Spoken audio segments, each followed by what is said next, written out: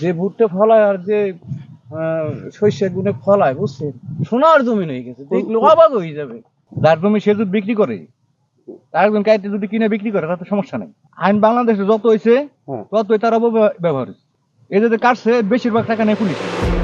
ফরিদপুরে পদ্মায় জেগে ওঠা চরে অবৈধ বালু উত্তোলনের মহাউৎসব চলছে। এমন তথ্যের ভিত্তিতে মাঝরাতে অভিযান চালায় ভ্রাম্যমাণ আদালত। এ সময় ম্যাজিস্ট্রেট ও পুলিশের উপস্থিতি টের পেয়ে সবকিছু ফেলে পালিয়ে যায় বালুদস্যুরা। পরে সেখান থেকে 8টি এক্সকাভেটর ও 23টি ছোট বড় ড্রাম ট্রাক জব্দ করা হয়। সুদবিহীন ব্যাংকিংয়ে আত্মশুদ্ধির পথ এনআরবিসি ব্যাংকের ইসলামিক ব্যাংকিং আল আমিন। প্রতি বছরই বর্ষায় পলি জমে চর পড়ে পদ্মায়।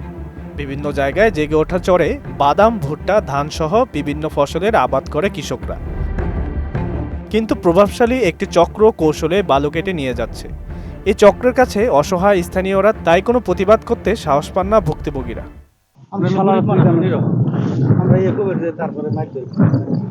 কতদিন যাবার বেরিয়েছে, আবার ছেড়ে আছে, আবার বেরিয়ে আবার ছাড়ে, এই টালি।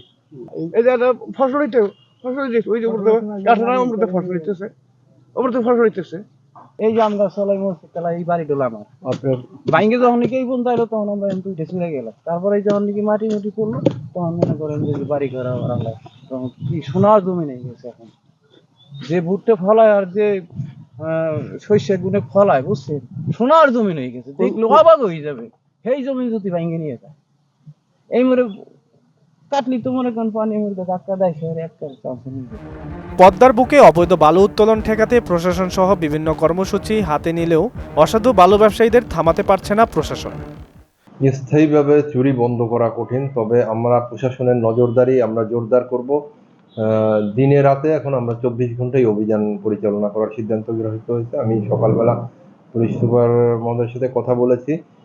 আমরা যে গাড়িগুলো আমরা জব্দ ধরতে পারবো, এই গাড়িগুলো আমাদের ডাম্পিং করার একটা সিদ্ধান্ত হয়েছে।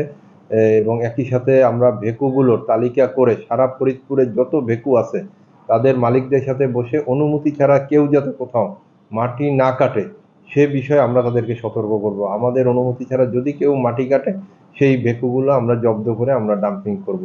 যারা অবৈধভাবে বালু উত্তোলন অথবা কৃষি জমির মাটি কাটবে, প্রশাসন তাদের বিরুদ্ধে কঠোরভাবে ব্যবস্থা নেবে। আমরা একজনকেও ছাড়বো না, সে রাত হোক দিন হোক, যখনই অবৈধ কাজের সাথে যে যেখানেই জড়িত থাকবে আমরা তাদের বিরুদ্ধে কঠিন আইনানুগ ব্যবস্থা নেব। এলাকার ফসলি জমি, শহর রক্ষা, বাঁধ ঝুঁকিমুক্ত রাখতে প্রশাসনের এমন অভিযানে এলাকাবাসী খুশি হলেও স্থানীয়ভাবে বালু কাটা বন্ধের দাবি করেন তারা। সাব্বির হাসান, মোহনা ডিজিটাল।